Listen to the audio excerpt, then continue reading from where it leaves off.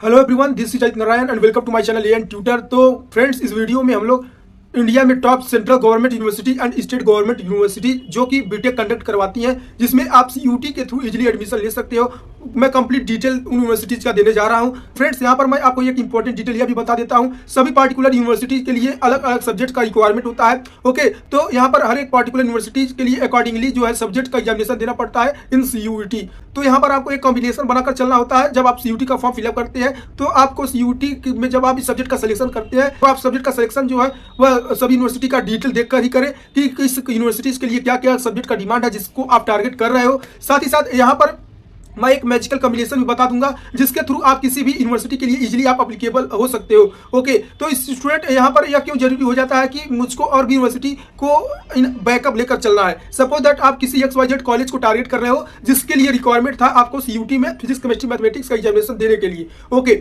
Suppose that उस college का उस ईयर जो कट ऑफ है बहुत ही हाई चला गया और एडमिशन होने से चूक गया, तो अब कोई ABC नाम का कॉलेज है जो कि कोई और सब्जेक्ट का डिमांड कर रहा था, लेटर से इंग्लिश एंड फिजिक्स। ओके, तो यहाँ पर यदि आप इंग्लिश टेस्ट का एग्जामिनेशन दिए होते, फिजिक्स केमिस्ट्री मैथमेटिक्स आप पहले ही दे दिए थे XYZ के लिए, मैं जैसे कि पहले बताया हूँ, तो यदि आप ABC के लिए हुआ एक और सब्जेक्ट दिए रहे होते तो आपका जो एग्जामिनेशन है इजीली हो सकता था। ओके, तो स्टूडेंट का यह जो प्रॉब्लम है बहुत ही सीवियर तरीके से देखने को मिल जाता है। तो यहाँ पर मैं एक मैजिकल कॉम्बिनेशन भी बताऊंगा जिसके थ्रू आप इंडिया के किसी भी यूनिवर्सिटीज के लिए इजीली एप्लीकेबल हो सकते हो। तो सीयूटी में जो भी आपको टेस्ट देने हैं उसका मैं एक मैजिकल कॉम्बिनेशन भी बता रहा हूँ जिसके थ्रू आप इंडिया के किसी भी central government university, private colleges, साथ साथ state government universities and deemed universities किसी के लिए भी आप इजीली एप्लीकेबल हो सकते हो। तो यहाँ पर मैं one and only central universities and state university का ही डिटेल देने जा रहा हूँ।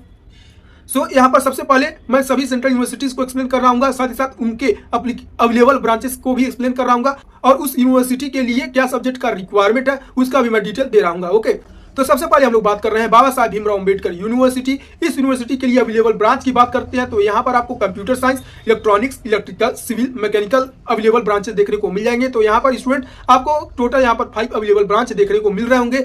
एंड यहाँ पर सीयूटी के लिए सब्जेक्ट एलिजिबिलिटी की बात कर लेते हैं तो सीयूटी में आपको लैंग्वेज टेस्ट सेक्शन, साथ ही साथ फिजिक्स केमिस्ट्री मैथमेटिक्स, टोटल यहाँ पर 4 सब्जेक्ट का एग्जामिनेशन जो है सीयूटी के थ्रू आपको देना होगा और आपके क्लास 12th में मिनिमम 50% रहना चाहिए। नेक्स्ट हम लोग नंबर 2 पर बात कर रहे हैं बनारस हिंदू यूनिवर्सिटी। ओके, तो बनारस हिंदू यूनिवर्सिटी में अवेलेबल ब्रांचेस की बात कर लेते हैं तो BTech in dairy technology and साथ ही साथ बीटेक इन फूड टेक्नोलॉजी, यहाँ पर दो ही ब्रांचेस से आप क्या कर सकते हैं, बीटेक कर सकते हैं। और यहाँ पर सब्जेक्ट एलिजिबिलिटी की बात कर लेते हैं जिसमें कि सीयूटी में आपको जो टेस्ट देने होंगे तो यहाँ पर आपको फिजिक्स केमिस्ट्री मैथ में आपको एग्जामिनेशन देने पड़ेंगे in CUET as a domain subject. Next यहाँ पर नंबर 3 पर हम लोग बात कर रहे हैं central university of Haryana. Central university of Haryana के लिए अवेलेबल ब्रांचेस की बात कर लेते हैं तो यहाँ पर आपको computer science, electronics, civil, printing and packing technology available branches देखने को मिल जाएंगे। साथ ही साथ यहाँ पर सब्जेक्ट्स का जो टेस्ट आपको सीयूटी में देना है, आपको मैथमेटिक्स और फिजिक्स 1 एंड ओनली 2 सब्जेक्ट का एग्जामिनेशन देना है for central university of Haryana. Next यहाँ पर नंबर 4 पर हम लोग बात करने वाले हैं central university of Karnataka. Okay, तो सेंट्रल यूनिवर्सिटी ऑफ कर्नाटक में अवेलेबल ब्रांचेस की बात कर लेते हैं तो mathematics and computing, electronics and communication engineering and electrical engineering, साथ ही साथ कंप्यूटर साइंस। ओके, 4 यहाँ पर जो ब्रांचेस हैं अवेलेबल हैं। नेक्स्ट यहाँ पर जो सीयूटी में आपको सब्जेक्ट्स देने पड़ेंगे कुछ इस तरीके से है। तो यहाँ पर सेंट्रल यूनिवर्सिटी ऑफ कर्नाटक में आपको as a domain subject physics chemistry mathematics का एग्जामिनेशन देना पड़ेगा, साथ ही साथ क्लास 12th में आपका मिनिमम 50% रहना चाहिए। नेक्स्ट हम लोग नंबर 5 पर बात कर रहे हैं central university of Punjab. Central university of Punjab के लिए अवेलेबल ब्रांचेस की बात करते हैं तो यहाँ पर आपको केवल एक ही ब्रांच देखने को मिल जाएगा, कंप्यूटर साइंस। तो यहाँ पर सेंट्रल यूनिवर्सिटी ऑफ पंजाब में आप कंप्यूटर साइंस में एडमिशन ले सकते हो। तो यहाँ पर सब्जेक्ट रिक्वायरमेंट फॉर सीयूटी की बात कर लेते हैं तो आपको सीयूटी में as a domain subject physics और मैथमेटिक्स देने हैं, साथ ही साथ ऑप्शनल में कुछ सब्जेक्ट्स रखे गए हैं जैसे कि chemistry, computer science, information technology, information practices, साथ ही साथ बायो साइंस। तो इन सभी सब्जेक्ट में से किसी एक सब्जेक्ट का एग्जामिनेशन देना है, टोटली मिलाकर आपको 3 सब्जेक्ट का एग्जामिनेशन देना है। नेक्स्ट यहाँ पर हम लोग नंबर 6 पर बात करने वाले हैं हेमवती नंदन बहुगुणा गढ़वाल यूनिवर्सिटी। तो इस यूनिवर्सिटी में एडमिशन लेने के लिए अवेलेबल ब्रांचेस की बात कर लेते हैं तो computer science, electronics, instrumentation engineering, साथ ही साथ मैकेनिकल, इंफॉर्मेशन टेक्नोलॉजी, इतने ब्रांचेस आपको अवेलेबल ब्रांचेस देखने को मिल जाएंगे। सब्जेक्ट रिक्वायरमेंट इन सीयूटी की बात कर लेते हैं तो फिजिक्स, मैथमेटिक्स और साथ ही साथ यहाँ पर ऑप्शनल में कुछ सब्जेक्ट रखे गए हैं जैसे कि computer science, electronics, information technology, biology, information practices और बायोटेक्नोलॉजी। इन सभी ऑप्शनल सब्जेक्ट्स में से किसी एक सब्जेक्ट में आपको एग्जामिनेशन देना है। साथ साथ केमिस्ट्री भी है तो आपको किन्हीं 3 सब्जेक्ट्स का एग्जामिनेशन देना है, फिजिक्स मैथमेटिक्स इंक्लूड करके। ओके, तो नेक्स्ट हम लोग नंबर 7 पर बात कर रहे हैं महात्मा गांधी सेंट्रल यूनिवर्सिटी। तो महात्मा गांधी सेंट्रल यूनिवर्सिटी में आपको integrated course of 5 year in BTech and MTech देखने को मिल जाएगा। तो यहाँ पर सीयूटी में आपको जो सब्जेक्ट देने पड़ेंगे, तो यहाँ पर आपको मैथमेटिक्स, साथ ही साथ physics and computer science, biology and information practices, तो इन 3 ऑप्शनल सब्जेक्ट में से किसी एक ऑप्शनल सब्जेक्ट को आपको सेलेक्ट करना है। ओके, तो टोटली आपको 3 सब्जेक्ट का एग्जामिनेशन देना है for Mahatma Gandhi central university. Next हम लोग नंबर 8 पर बात कर रहे हैं, university of Delhi in information technology and mathematical innovation. तो आपको यूनिवर्सिटी ऑफ दिल्ली के लिए जो सब्जेक्ट रिक्वायरमेंट है, यहाँ पर लैंग्वेज टेस्ट सेक्शन यानी कि आपको इंग्लिश का एग्जामिनेशन देना है, साथ ही साथ मैथमेटिक्स या अप्लाइड मैथमेटिक्स दोनों में से किसी एक सब्जेक्ट में, और जनरल टेस्ट सेक्शन। टोटली आपको यहाँ पर 3 सब्जेक्ट्स का एग्जामिनेशन देना है, इंग्लिश, साथ साथ मैथमेटिक्स या अप्लाइड मैथमेटिक्स दोनों में से किसी एक सब्जेक्ट में, और general test section.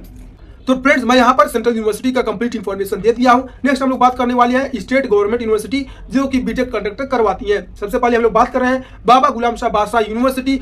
Baba Ghulam Shah बादशाह यूनिवर्सिटी के लिए अवेलेबल ब्रांचेस की बात करते हैं, तो यहाँ पर आपको computer science, civil, electronics, electrical, information technology जैसे ब्रांच देखने को मिल जाएंगे।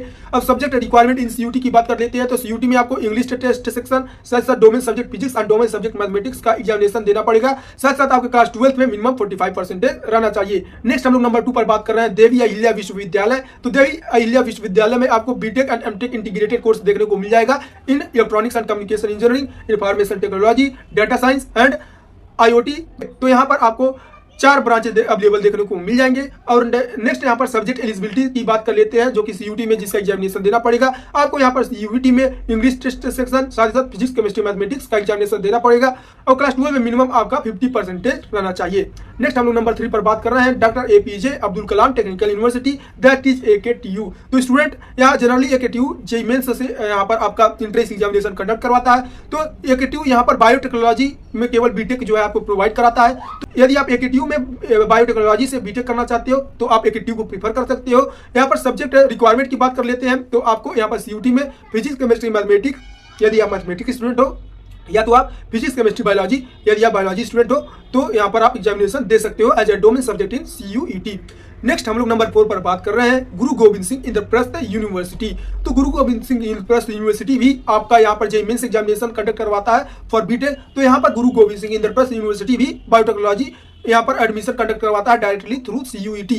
तो सब्जेक्ट रिक्वायरमेंट की बात कर लेते हैं for Guru Govind Singh Indraprastha university. तो फिजिक्स, केमिस्ट्री, मैथमेटिक्स का आप एग्जामिनेशन दे सकते हो, या बायोलॉजी स्टूडेंट हो तो फिजिक्स, केमिस्ट्री, बायोलॉजी या फिजिक्स, केमिस्ट्री, बायोटेक्नोलॉजी का आप एग्जामिनेशन दे सकते हो for Guru Govind Singh Indraprastha university. And साथ ही साथ आपके क्लास 12 में मिनिमम 55% रहना चाहिए। नेक्स्ट हम लोग नंबर 5 पर बात कर रहे हैं HBTU कानपुर। ओके, तो HBTU कानपुर भी जो है जेईई मेंस से अपना एंट्रेंस एग्जाम कंडक्ट करवाता है बीटेक के सभी कोर्सेज के लिए। HBTU यहाँ पर आपको बायोटेक्नोलॉजी में बीटेक प्रोवाइड कराता है थ्रू CUET। तो यहाँ पर यदि आप HBTU से बायोटेक्नोलॉजी में बीटेक करना चाहते हो तो यहाँ पर बायोलॉजी या बायो स्टडी का एग्जामिनेशन दे सकते हो। साथ ही साथ बायोकेमिस्ट्री एज ऑप्शनल सब्जेक्ट रखे गए हैं। साथ साथ आपको केमिस्ट्री और मैथमेटिक्स और अप्लाइड मैथमेटिक्स दोनों में से किसी एक सब्जेक्ट में, और फिजिक्स, इन सभी कॉम्बिनेशन में आपको टोटल 3 सब्जेक्ट का एग्जामिनेशन देना है। ओके, एक बार और मैं रिपीट कर देता हूँ, बायोलॉजी यदि आप बायोलॉजी स्टूडेंट हो तो यहाँ पर ऑप्शनल सब्जेक्ट में बायोलॉजी भी रखा गया है, साथ ही साथ बायोलॉजिकल स्टडी भी रखा गया है, बायोकेमिस्ट्री और केमिस्ट्री भी रखा गया है। तो इन चारों सब्जेक्ट में से आप किसी एक सब्जेक्ट का एग्जामिनेशन दे सकते हो। साथ साथ उसके कॉम्बिनेशन में आपको मैथमेटिक्स और फिजिक्स का एग्जामिनेशन देना अनिवार्य है, और आपके क्लास 12 में मिनिमम जो है 55% रहना चाहिए।